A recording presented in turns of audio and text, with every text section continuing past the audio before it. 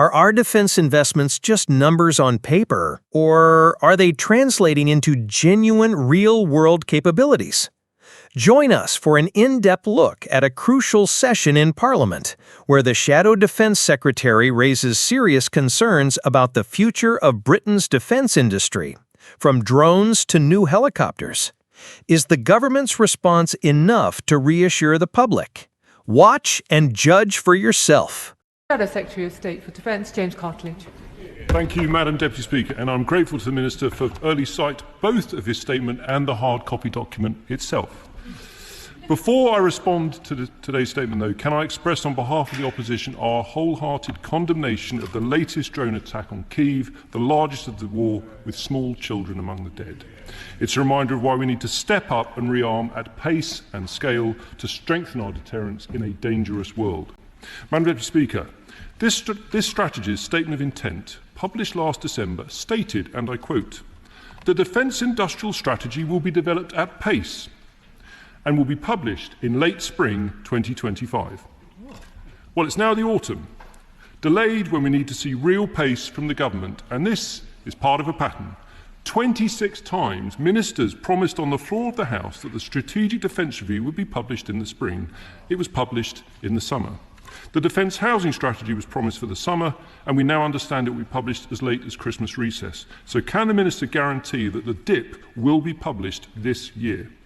But it's not just Labour's reviews which are being published far later than promised. The SDR promised that there would be a National Armaments Director in place from the 1st of April 2025. On page 6 of the document, as the Minister himself just said, and I quote, "We have created the role of National Armaments Director." So if they've created the role, could they kindly tell us their name? Is Andy Start the interim NAD, or is he the new permanent empowered NAD? And if so, is he on his previous salary or the much higher one for the new role? Key appointments and strategies months late. The fact is, war is changing rapidly, but Labour are moving far too slowly. On the contents of the Defence Industrial Strategy itself, we welcome further measures to boost the skills base of our defence sector. Whilst we will wait to see the full details of the growth deals, we strongly share the government's goal of spreading the prosperity benefits of defence all around the United Kingdom. So can he tell us when they will be up and running, and if the £250 million investment represents new money not previously included in the MOD budget? Personally, I also welcome the measures to boost defence exports, not least establishing a real G2G offer and reshoring the defence export team back into the MOD, something I was working on, and I'm glad to see that they are implementing that. But our main concern about this strategy, Madam Deputy Speaker, is that it lacks the ambition to fire up our defence industrial base at the scale and pace required at a time when the threats we face are so stark. The blunt reality is this, that for all of Labour's talk, actual procurement has been largely on hold since the election, with the now notorious written answer confirming in the spring that the government had purchased just 3 new drones since the election last July. Quite simply, they need to start signing actual capability contracts, because thousands of jobs are at stake in some of those major procurements that were meant to have been resolved in the SDR, but on which we still await a decision. For example, on Friday I had the pleasure to visit Leonardo in Yeovil, the cornerstone of UK military rotary, and it's clear that the new medium helicopter procurement is critical to their future. When I announced the NMH competition, I deliberately strengthened the tender scoring to support defence jobs here in the UK. So is the government still committed to NMH, and if so, when will they give the green light? Hopefully at DSEI. For that matter, when will we see further progress on Skynet, the Red Arrows replacement, M270 artillery, and the many other key decisions industry are waiting on? We want to see pace in procurement, not endless slithering and delay. But we all know the reason why the waiting goes on for so many UK defence companies, large and small. The government haven't prioritised meaningfully boosting defence spending in the near term, but are instead using smoke and mirrors to inflate what appears to be going into the MOD. For example, reclassifying the intelligence budget into defence so that they can claim to be spending 2.6% by 2027, when the reality is that the MOD budget, that which actually funds the equipment plan, will be just 2.2% of GDP in that same year. And whilst key procurement decisions continue to be put off, tomorrow Labour will plough on as fast as possible with surrendering sovereignty of our critical defence base on Diego Garcia at a cost of £35 billion, The first payment is £250 million next year, and I can safely say instead of giving that to the government of Mauritius, we would spend that money on rapid procurement of drones and counter-drone tech for the British Army from our brilliant British defence SMEs.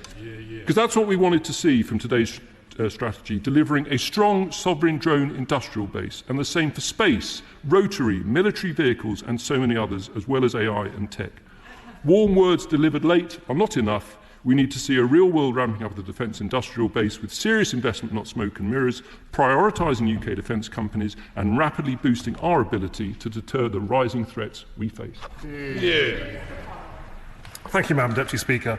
I think the Shadow Defence Secretary really wanted to welcome this strategy, but it's really finding it difficult because the politics have got in the way here. Let me deal with some of those. But first of all, let me say I am grateful for him and his words about the attack in Kyiv, because it is so important that though we may disagree on some things across this House, there is strong cross-party support against Putin's illegal invasion, and that must not ever wane. But let me politely suggest to him that the mess that we inherited on defence procurement is one that he was in charge of when he was in government. So it is a bit cheeky, I like cheekiness generally speaking, for him to raise these questions. The platforms that he asked about should have been sorted under his government, but never were. And he knows for sure that the investments we will make will be in the Defence Investment Plan that will be published later this year. He also knows that the National Armaments Director, we have appointed Andy Starr as the interim NAD, recruitment is well advanced, but it is so important we get the right person for this role, and we will continue to do that. He asked about the defence growth zones. This is new money to do so, and he also knows that we have signed 900 deals for contracts since the election when it comes to defence procurement, and we will sign more on the back of the Defence Investment Plan later this year as well. He accuses us of dithering and delay. Madam Deputy Speaker, I fear that is political projection from the failures of his time in government. Because we have a clear increase in defence spending, a clear strategy published today that directs that increased defence budget at British companies, that backs British SMEs, that creates the skills that our industry needs. I know that he wants to back it. I know he's passionate about drones. That's why I know that he will back our doubling of funding for autonomy and drone systems in the SDR. But let me say to him politely, there's a huge opportunity for British businesses up and down the country, in every single nation and region of our land. This strategy sets out the objectives and the opportunities for that. I hope on reflection he'll be able to thoroughly welcome this and give it the full-hearted support, because our industry deserves the support of this House. It has the support of this Labour government, and we will continue to increase defence spending, directing more of it at British businesses.